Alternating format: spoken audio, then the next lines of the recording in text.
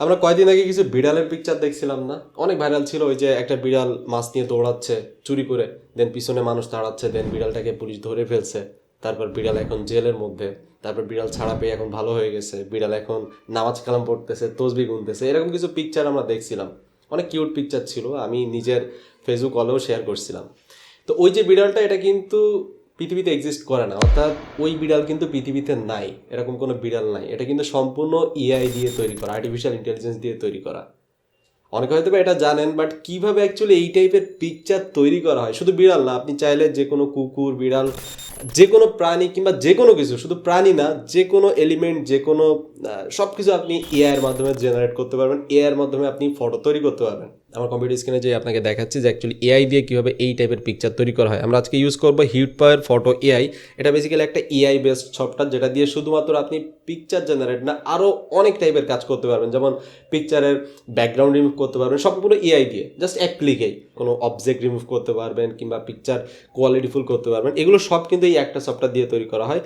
এটাই হচ্ছে software HitPaw photo AI.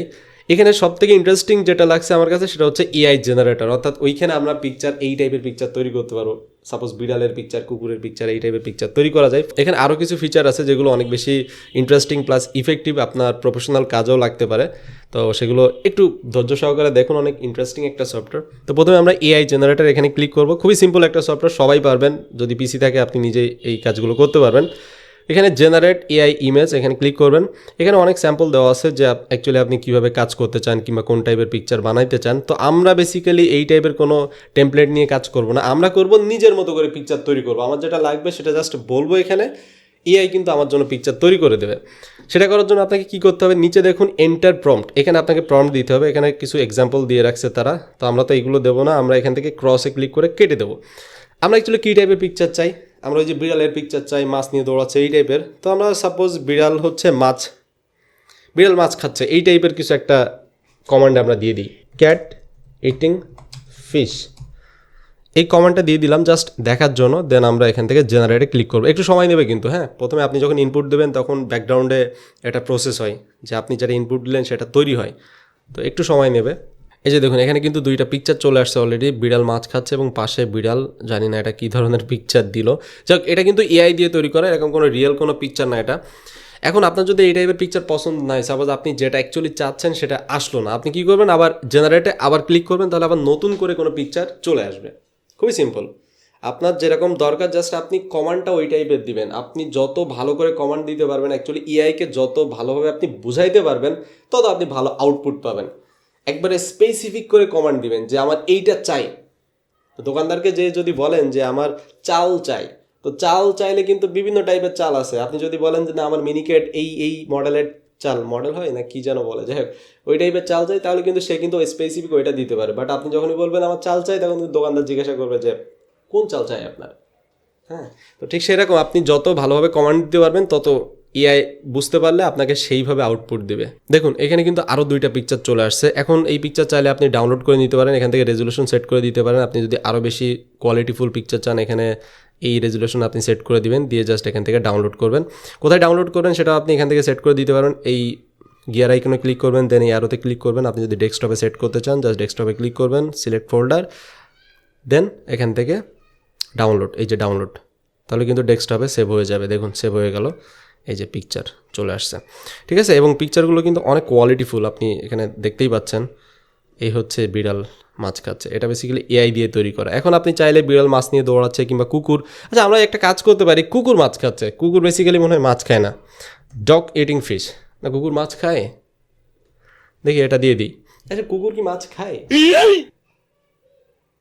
সমস্যা নেই, এর মাধ্যমে আমরা খাওয়াইতে পারবো, প্রবলেম নাই।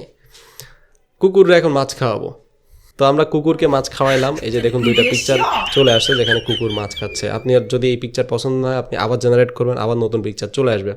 আপনি চাইলে আপনার নিজের পিকচারও আপনি মডিফাই করতে পারবেন। সাপোজ আমি এখানে আপলোড ইমেজে ক্লিক করবেন, দেন আপনার পিকচার যেটা আছে কিংবা যেখান থেকে আপনি জাস্ট নিয়ে আসবেন এই যে পিকচার। এখন আপনি যদি লিখেন যে চাইল্ড ফেস আর কি, তাহলে আমার হয়তো বা বাচ্চাদের মতো তৈরি করে দেবে আমার এই পিকচারটা। এইখানে যখন পিকচার নিয়ে আসবেন তখন ওই পিকচারে কিন্তু কাজ হবে। এই রে, এ কী পিকচার আসলো, বাচ্চার কি আবার দাড়ি থাকে নাকি?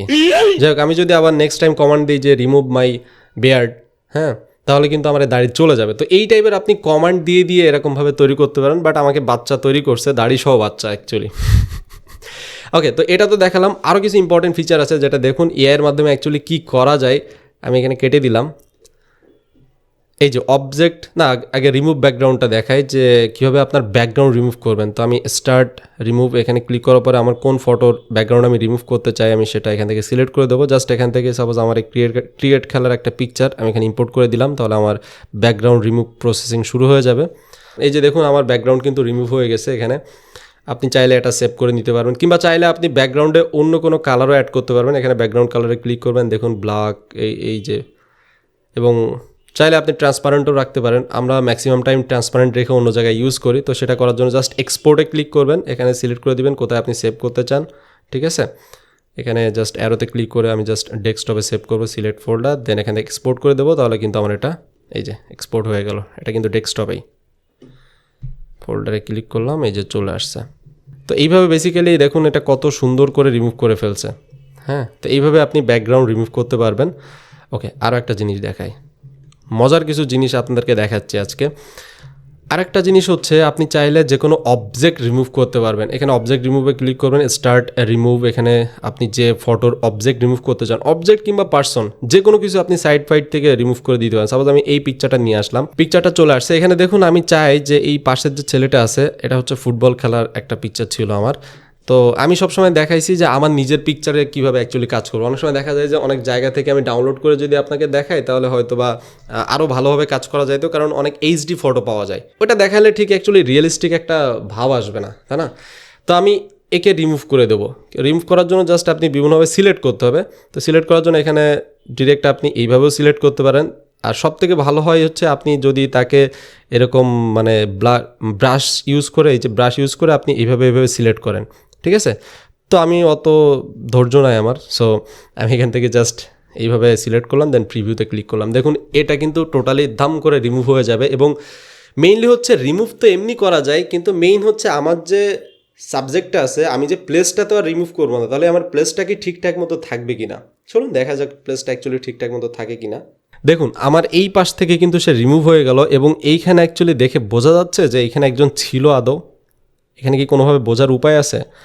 তো আপনি চাইলে এইভাবেও আপনার যে কোনো একটা, দেখা যাচ্ছে আমরা পিকচার তুলে অনেক সময় দেখা যাচ্ছে অনেকে চলে আসে, অনেকে আসে কিংবা অনেক অবজেক্ট চলে আসে যেগুলো আমরা দেখাইতে চাই না। তো আপনি চাইলে এইভাবে ঠিক রিমুভ করে দিতে পারবেন। এখন কথা হচ্ছে যে আপনি এটা কিভাবে ব্যবহার করবেন। এটা ব্যবহার করতে গেলে এই ভিডিওর ডেসক্রিপশনে যাওয়া লাগবে, সেখানে একটা লিঙ্ক দিয়ে দিচ্ছি, এদের অফিসিয়াল সাইটের লিঙ্ক। সেখানে যে আপনারা ডাউনলোড করে আপনার কম্পিউটারে ইনস্টল করে, এটা মোবাইলের জন্য নাই, কম্পিউটারের জন্য, কম্পিউটার ইনস্টল করে দেন আপনি সেটা ব্যবহার করতে পারবেন। এবং এটা কিন্তু একটা পেইড সফটওয়্যার, এটা কিন্তু আপনাকে টাকা দিয়ে কিনতে হবে। কত টাকা লাগবে সেটাও আমি স্ক্রিনে দেখাচ্ছি।